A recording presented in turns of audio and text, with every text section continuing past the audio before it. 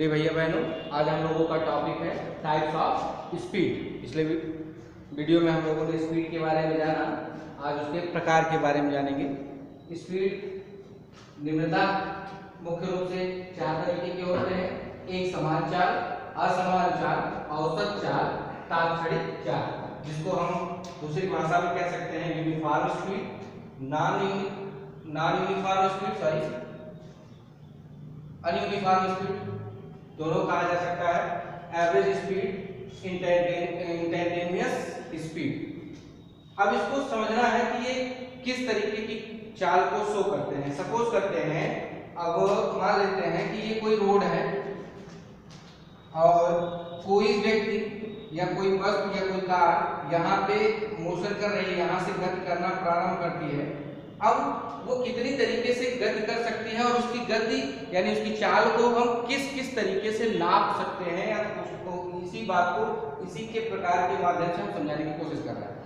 पहले क्या है, जैसे ये व्यक्ति है, ये व्यक्ति मान लेते हैं ये 5 किलोमीटर की दूरी पे का पूरा रास्ता है, पूरा रास्ता 5 किलोमीटर की दूरी का है और इसको यहाँ से यहाँ तक पहुँचने में, इस पॉइंट से इस पॉइंट तक पहुँचने में 1 घंटा लगता है या आधा घंटा लगता है, जो भी हम मान लेते हैं 1 घंटा लगता है। अब वो कितने तरीके से जा सकता है और उसको हम किस किस तरीके से समझेंगे, कहाँ हमको इसकी चाल किस किस तरीके से बता सकते हैं। जैसे पहला, वो व्यक्ति यहाँ से चलना प्रारंभ किया और निरंतर चलता गया, कहीं पे रुका नहीं, कहीं पे अपनी स्पीड मतलब अपने आप को दौड़ाया नहीं। दूसरा तरीका क्या हो सकता है, वह व्यक्ति यहाँ से चलना शुरू करे, कहीं पे रुक जाए, आराम करने लगे। दूसरा, या फिर बीच में कहीं दौड़ना शुरू कर दे। तो ये 2 तरीके हो गए। एक तो निरंतर चलना प्रारंभ करे, दूसरा क्या हो सकता है कहीं पे आराम ले ले या फिर अपने आप को तेजी से दौड़ाने की कोशिश करे। तीसरा क्या है कि वो चले, आराम करे, फिर चले, कहीं दौड़े, कहीं कम ज्यादा चले, मतलब अपनी चाल को इधर उधर अपने आप को वेरिएट करता रहे, कहीं पे आराम करे, कहीं पे दौड़ना शुरू करे। और ये निरंतर कहीं पूरे 5 किलोमीटर की दूरी को कई बार करे, ये भी हो सकता है। दूसरा, इंटेलिजेंट या फिर हम किसी विशेष स्थिति में जानने की कोशिश करें कि उस समय वो व्यक्ति कहाँ था, इसको भी हम ग्राफ के माध्यम से समझते हैं। क्या है, जैसे सपोज करते हैं, अब ये पहला तरीका ये है कि व्यक्ति अगर, अभी हमने चाल के बारे में जाना, चाल बराबर होता है दूरी बटे समय, दूरी बटे समय। यानी अगर हमको इस व्यक्ति की चाल पता करनी है और व्यक्ति यदि यहां से चलना प्रारंभ किया और बिना रुके या बिना किसी भी तरीके का अपने अंदर परिवर्तन किए ये इस स्थान से इस स्थान तक पहुंच गया, तो उसके द्वारा कुल चली गई दूरी 5 किलोमीटर होगी और उसके द्वारा कुल लिया गया समय 1 घंटा होगा। 1 घंटा होगा। तो अब इसकी चाल कितनी हो जाएगी, चाल हो जाएगी इसकी 5 किलोमीटर प्रति घंटा। ये इसकी एक समान चाल है, ये जो चाल ये कर रहा है वो एक समान चाल के अंतर्गत आएगा। दूसरा क्या होता है, यदि वो व्यक्ति यहां से चलना शुरू किया, यहां पे पहुंचा, तो यहां पे मान लीजिए किसी दूसरे चाल से चलना शुरू, आराम पैदल चल रहा था, अब यहां से पहुंचने के बाद यहां से यहां तक उसने दौड़ना शुरू कर दिया और पुनः अपनी उसी स्थिति में चलने लगा, तो अब इसकी चाल एक असमान चाल के अंतर्गत आएगी। इसको भी इसी तरीके से निकालेंगे, इसको निकालेंगे, फिर इसको निकालेंगे, फिर इसको निकालेंगे, इसकी स्पीड निकालेंगे, फिर सबको सम कर देंगे, वो अलग है।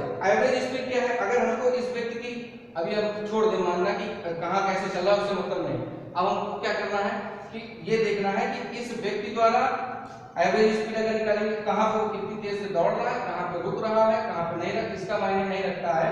वो सिर्फ उसका ये देखा जाता है कि वो प्रारंभ स्थिति से और अंतिम स्थिति तक कितनी दूरी तय किया और कितना समय लिया। ये बीच में मान लेते हैं कि आप ये यहाँ से यहाँ तक चला, उसके बाद यहाँ पे आराम किया, 2 घंटे 3 घंटे आराम किया और उसके बाद पुनः चलना शुरू किया, तो अब इसके द्वारा क्या होगा, 5 किलोमीटर की दूरी तो चली गई, लेकिन अब जो आराम किया है वो भी समय इसी में इंक्लूडेड हो जाएगा। यानी अगर मान लेते हैं वो 1 घंटे में यहाँ से यहाँ तक तय किया, यहाँ पे आधा घंटा या 1 घंटे आराम किया, पुनः यहाँ से चला तो पुनः 1 घंटा यहाँ पे लगाया इतनी दूर चलने में।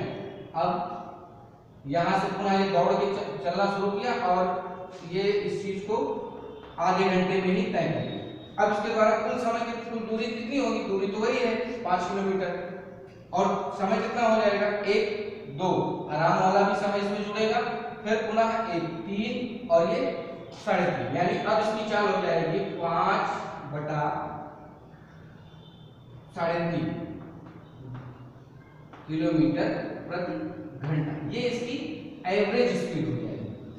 दूसरी बात क्या है? तात्क्षणिक वेग। तात्क्षणिक वेग क्या होता है? जैसे सपोज करते हैं, अभी इसको हमने ग्राफ के माध्यम से भी आपको समझाया था। अब इसको मान लेते हैं किसी वस्तु का ग्राफ दिया हुआ है, किसी व्यक्ति के चलने का ग्राफ दिया हुआ है, इस तरीके से ग्राफ है और यहाँ पे 0, यहाँ पे एक्स एक्सिस